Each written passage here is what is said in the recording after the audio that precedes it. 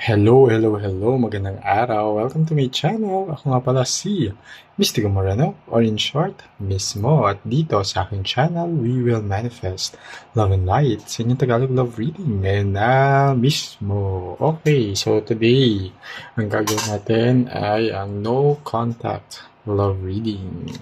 At para ito sa lahat ng air signs, Gemini, Libra, and Aquarius.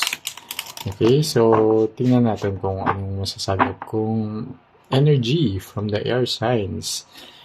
Gusto kong magpasalamat sa inyong lahat na patuloy niyo sumusuporta sa Mystico Moreno channel. Sobrang appreciated po. Sana patuloy niyo pong suportahan by liking this video, give it a thumbs up, and by commenting below, lalo na kung nag-resonate yung reading by the end of the video. Okay?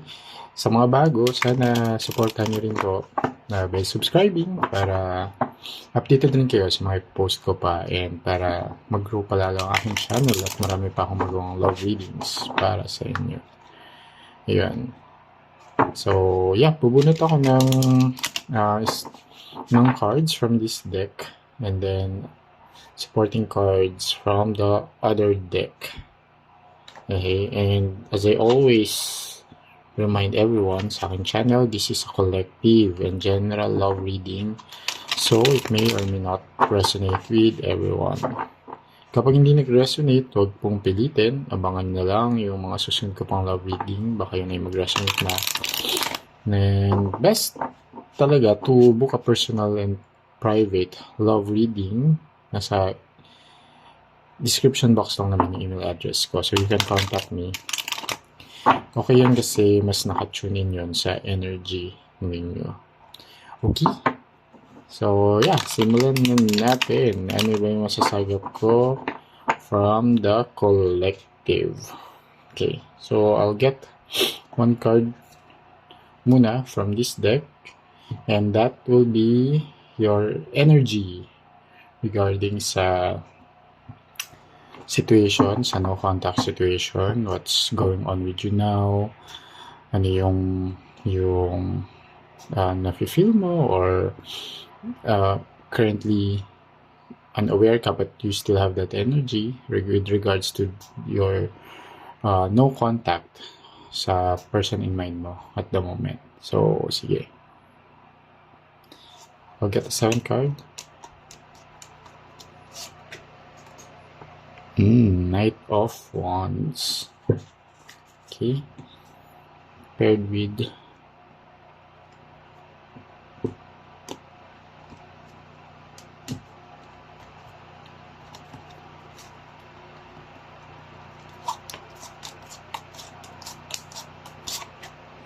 Knight of Cups. Okay. Knight.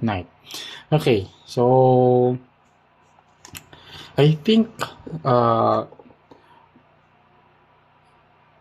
you still desire na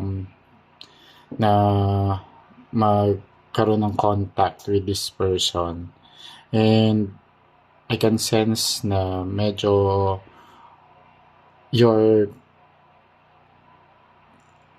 trying to do something to reach out to this person. Yung picture pa, diba, parang with the hand reaching out, but because medyo invested ka pa sa connection, sa relationship, with the Knight of Cups here, which is, and you're doing it because you are still emotionally invested and you desire a reconciliation, a reconnection. Okay, and nakikita ko dito kasi yung no contact ninyo is something temporary, hindi naman siya something na talagang permanently no contact, like a breakup or separation. I can see here na parang you just both want space. Gusto nyo muna na mapag-isa, or wala munang contact, maybe because of recent issue, okay, or conflict na parang, okay, give me some space, parang ganon yung nangyari. But at the moment, medyo hindi nyo na din uh, kinakaya in a way yung no contact situation. Kaya parang gusto nyo mag-initiate na ng contact. And nakikita ko dito na manggagaling sa inyo yung initiation. Somewhere with the Knight of Wands, there's this eagerness din talaga to reconnect. Okay, tapos with the Knight of Cups, it's parang siya, hindi something na, well, sa end mo, syempre pinaplan mo siya, pero dun sa person mo, it's something na unexpected na gagawin mo. Kasi nakikita ko dito na the usual pattern o nangyayari is kapag may no contact between you and your person, mas siya unang nag-reach out. So, this time, it will be you. Kaya parang, bago to or something ganun. So, now let's see, ano yung, energy ng person mo when regards to this no contact situation. Ten of Cups. Okay. And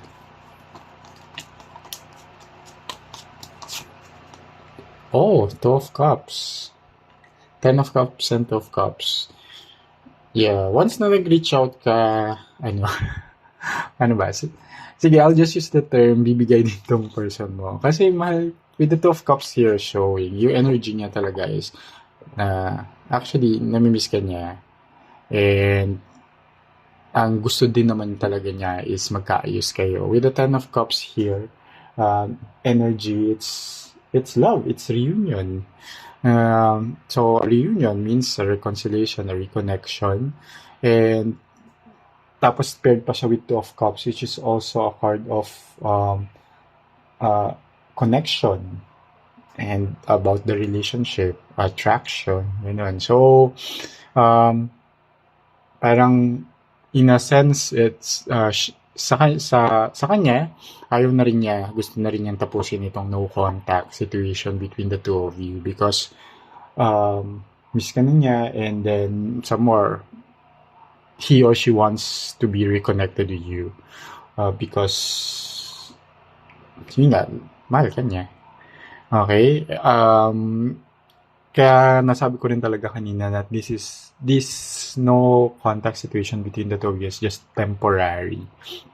And nag-aantayin lang talaga kayo sinong mauuna. Pero nakikita ko dito na siguro naging aware ka rin naman na parang naging pattern na nga na siya lagi yung nag-reach out kapag may issue or kapag may tampuhan or kapag may no contact na nangyayari between the two of you.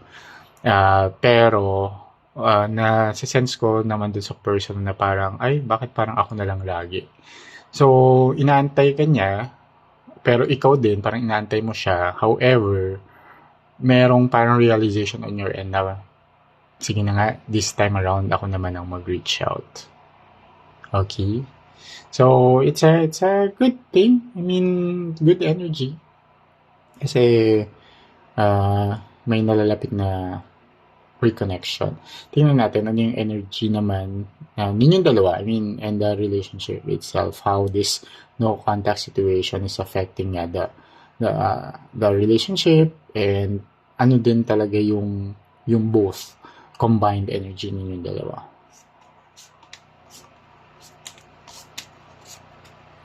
Three of Cups. Oh, nice. Yeah. And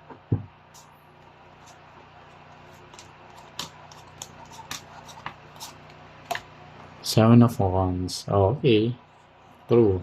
So yes, yung energy ninyong dalawa talaga is you want to work things out. Work this thing out. Itong parang whatever issue na nag-lead sa no contact situation ninyong dalawa. Kasi Three of Cups is a card of supporting each other. I mean, yung energy niya is supporting each other, collaboration, and working together sa isang endeavor.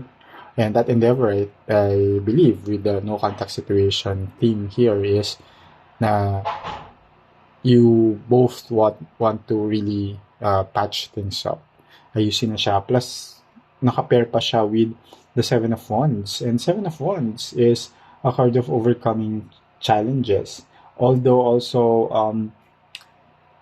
being firm with the boundaries na I think what it means is kailangan nyo ng pag-usapan ano yung resolution and ano yung hindi nag-work, ano yung mag-work, and ano yung mga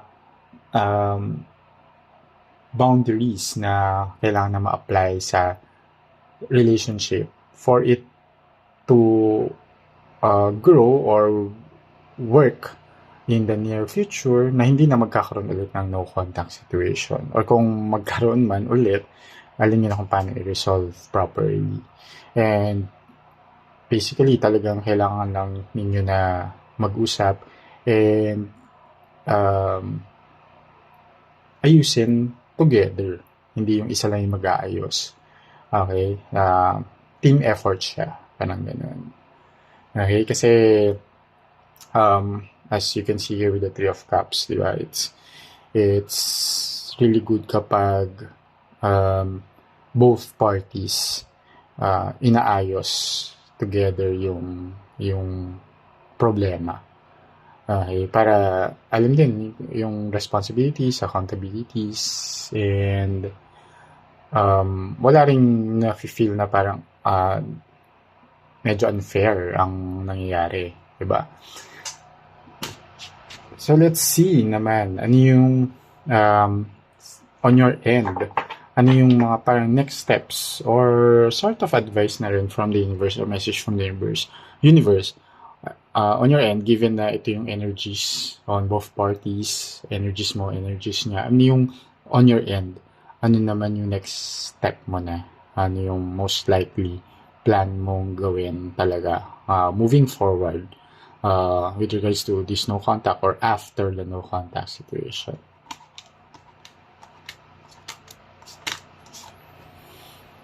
Okay. Seven of Wands or Seven of Pentacles paired with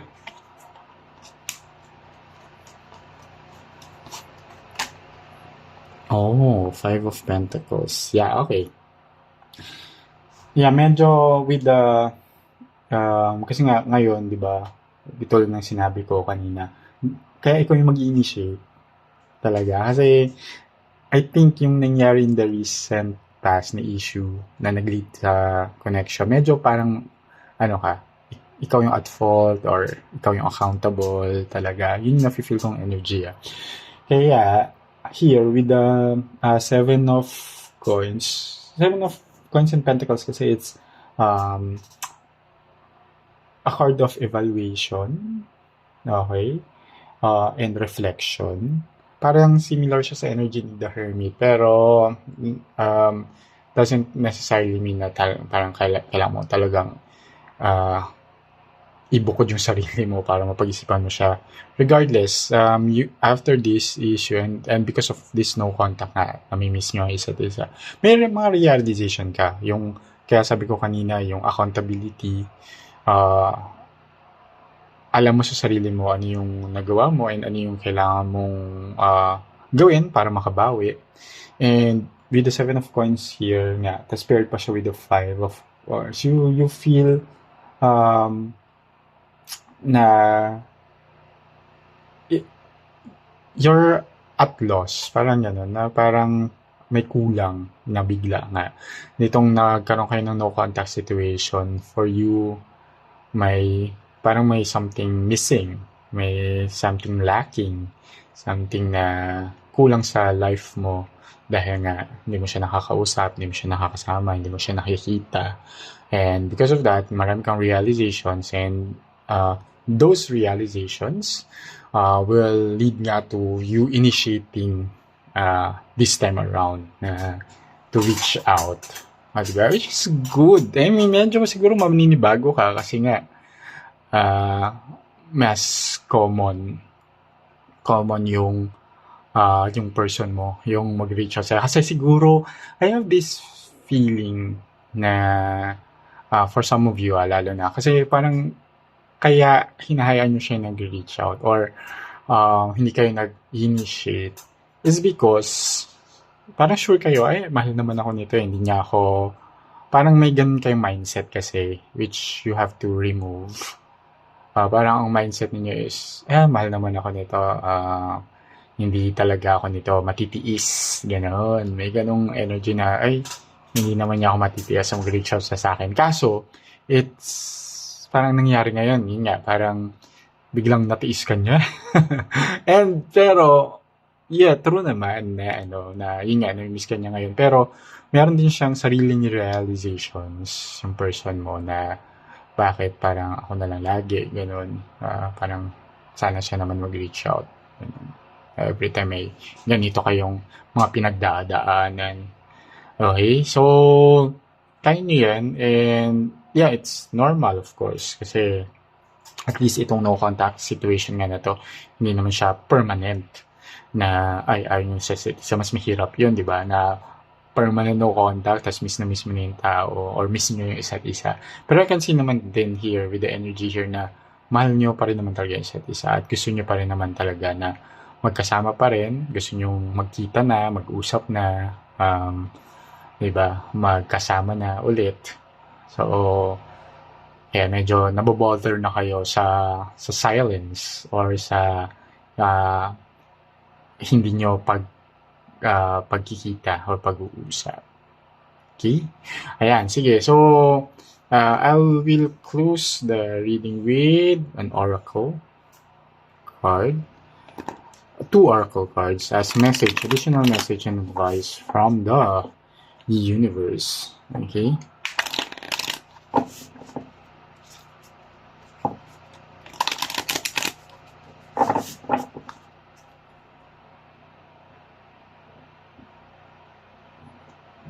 So, tingnan natin ano yung dagdag na mensahe from the universe.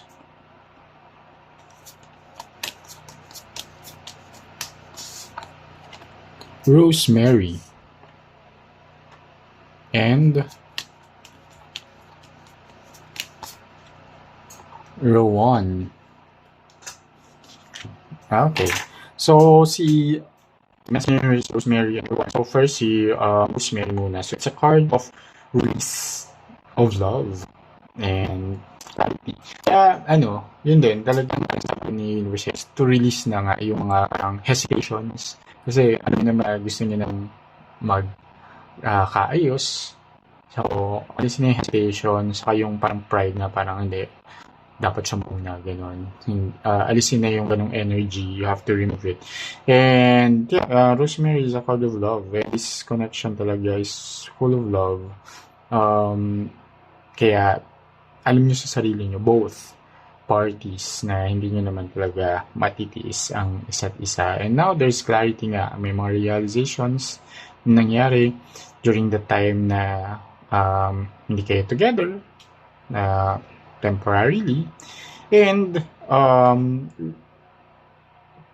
si Rowan naman is a card of transformation, realignment, and renewal. Kaya dito, kaya nag-resonate din talaga yung kagustuhan ninyo naman talaga na i-renew or renewal is ayusin magkaayos na ulit, reconnect, reconcile, re-establish the connection, relationship. And there's also transformation. I think after this, after all your realizations, medyo magta-transform din into a better connection, yung love, yung relationship ninyo. And the love will grow and transform into deeper bond. Okay, tapos magkakaroon ng realignment din. Yun nga, basta parang yung mga bagay-bagay, kaya sabi ko kanina, di ba, may mga boundaries na kailangan ayusin. Magkakaroon na ng realignment sa mga gusto nyo mangyari, both. Hindi lang, kung dati parang yung gusto mo lang or gusto lang niya lang yung nasusunod or kaya nagkakaroon ng issues, concerns. Ngayon, parang mas magkakaroon na ng meet halfway. Yun. So, Tapos magre-realign na ulit yung mga gusto nyo mangyari sa relationship. Okay, so sana nakatulong itong reading na to. Always use my reading with discernment. We all have free will and nasa kamay pa rin natin talaga ang ating kapalaran. Pero sana nabigyan nito ng guidance and insight sa current situation nyo if this reading resonates. So yeah, kita-kits na lang muli sa susunod ko pang love reading. Ako si Mystico Moreno. Or in short, mismo. Ingat!